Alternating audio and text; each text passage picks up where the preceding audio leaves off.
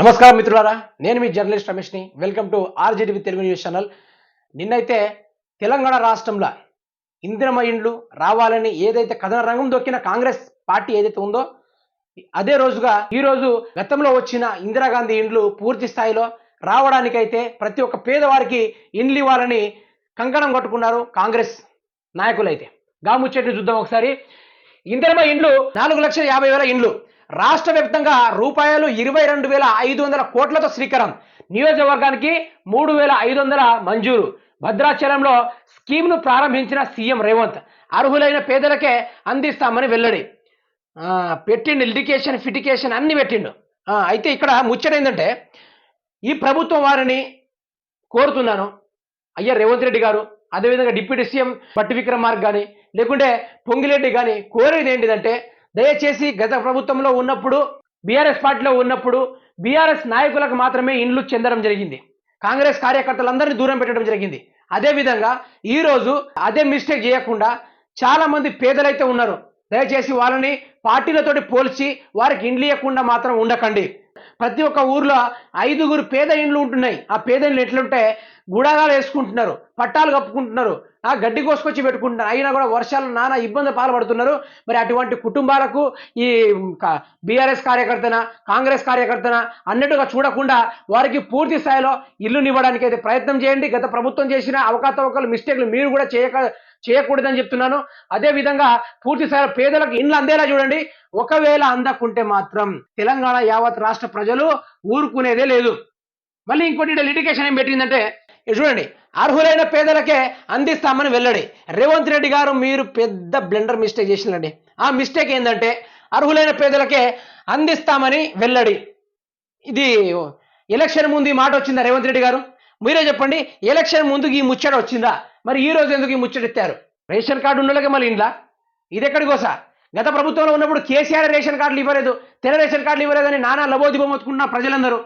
ఈరోజు మీరు వచ్చి ఆ రేషన్ కార్డులు కూడా అమలు ప్రక్రియ కూడా పూర్తి స్థాయిలో కానియలేదు.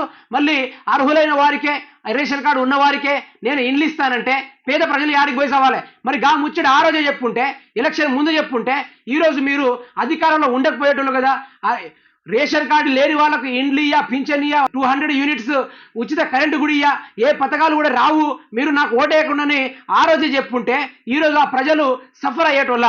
పేదవాళ్ళందరూ కలిసి రేవంత్ రెడ్డి ఏ పత్రాలు తీసుకోకుండా మనకు హామీలు ఇస్తాడు, పూర్తి స్థాయిలో ఇస్తాడు, ఇండ్లు ఇస్తాడు, అది ఇస్తాడు, ఇది ఇస్తాడని నానా రకాలుగా పేద ప్రజలందరూ ఎంత ఇంట్రెస్టింగ్గా చూస్తున్నారు తెలుసా మీ వైపు?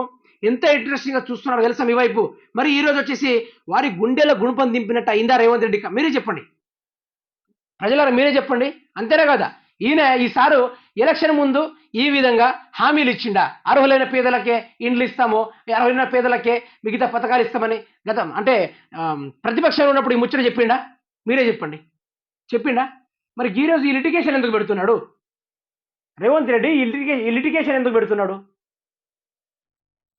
రేవంత్ రెడ్డి గారు, మీరు చేసే పనులు అన్నీ బాగానే ఉన్నాయి, కానీ పత్రాలు లేకుండా నేను అన్ని హామీలు ఇస్తా అని చెప్పినప్పటికీ ప్రజల్లో ఒక ఆశ నెలకొల్పి తర్వాత లాస్ట్కి వారి గుండెల మీద తన్నెడు చేస్తే ఇది ఎట్లా ఉంది తెలుసా?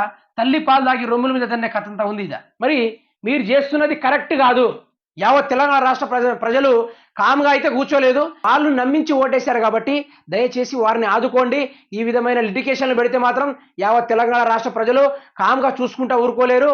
మరి గత ప్రభుత్వానికి ఎటువంటి గతి పట్టిందో దాన్ని మించి గతి పట్టేలా చేస్తారు ఈ తెలంగాణ ప్రజలు. వీళ్లకు ఉద్యమాలు చేసుకోవడం కొత్త కాదు, ఏలే కుర్చీని కూలగొట్టడం కూడా కొత్త కాదు. తెలంగాణ రాష్ట్ర ప్రజలంటే నిప్పుకోవడం, తెలంగాణ రాష్ట్రం అంటే పక్క రాష్ట్రాల్లో వచ్చి తెలంగాణ అడుగు పెడితేనే వాళ్ళ రోమాలు నిక్కబొడుచుకుంటాయి. అటువంటి చరిత్ర గల తెలంగాణ ఇది. మీరు అవకతవకల్లో పడి తప్పు గిట్లా చేస్తే యావత్ తెలంగాణ రాష్ట్ర ప్రజలందరూ కుర్చీని కూలగొట్టుడు కాదు, ఇసిరి కొడతారు. అప్పుడు ముఖం ఆడబెట్టుకోవాలో ఇక మీ ప్రభుత్వం వాళ్ళకే తెలుస్తుంది. దయచేసి అర్హులైన వారికే కాకుండా పేద ప్రజలు రేషన్ కార్డు ఉన్నా లేకున్నా వారికి ఇండ్లు ఇవ్వాల్సిందిగా కోరుతున్నాను. పూర్తి స్థాయిలో అమలయ్యేదాకా చూడండి. నా వంతు తరపునైతే ప్రతి ఒక్క గిరిజన గూడాలను కవర్ చేస్తూ ఉన్నాను. అటువంటి వారికి ఇల్లు ఇవ్వడానికి అయితే ప్రయత్నం చేయండి. హైదరాబాద్లో ఉన్న వారికి పూర్తి స్థాయిలో శాంక్షన్ చేసేసి మళ్ళీ అవి ఎక్కడ 4,50,000 ఇండ్లు ఇచ్చేసామనే ముచ్చట్లు మళ్ళీ ముచ్చట్లు మళ్ళీ కప్పిపుచ్చుకోకండి. ఏదైతే గత ప్రభుత్వం ఇచ్చిన 30,000 ఉద్యోగాలు మేమే ఇచ్చుకున్న ఉద్యోగాలు అని చెప్పినప్పటికీ మరి అదే విధంగా హైదరాబాద్లో ఇచ్చి అన్ని ఇచ్చేసినామని మళ్ళీ సంకలు కొట్టుకోవద్దు దయచేసి కోరుతున్నాను. రేవంత్ రెడ్డి గారికి అదేవిధంగా భట్టి విక్రమార్క గారికి పూర్తి స్థాయిలో పేదవారిని ఆదుకునే పరిస్థితి అయితే చేయండి. ఇదో కొత్త ముచ్చడు చూడండి. కేసీఆర్ కు సవాల్. డబుల్ బెడ్రూమ్ ఇల్లు ఇచ్చిన, దళిత బంధు ఇచ్చిన, దళితులను ఆదుకున్న అన్న కేసీఆర్ ఏ ఊళ్ళల్లో ఇచ్చారో, ఎవరికి ఇచ్చారో అక్కడికే వెళ్ళి ఎన్నికల్లో ఓట్లు వేయించుకోవాలని సీఎం రేవంత్ రెడ్డి సూచించారు. వా, మామూలు ముచ్చట కాదు ఇది. కాంగ్రెస్ పార్టీ ఎక్కడ ఇందిరమ్మ ఇండ్లు ఇచ్చిందో అక్కడే ఓట్లు వేయించుకుంటామని ఈ సవాల్కు సిద్ధం కావాలని కేసీఆర్ కు సూచించారు. ఇది గుడ్డవారము. దీని గురించి కూడా మాట్లాడదాం. 10 ఏళ్లలో 95,000 మందికి మాత్రమే డబుల్ బెడ్రూమ్ ఇండ్లు ఇచ్చారని, వారిలో కూడా ఆ పార్టీ కండువాలు కప్పుకున్న వారికే అధికమన్నారు.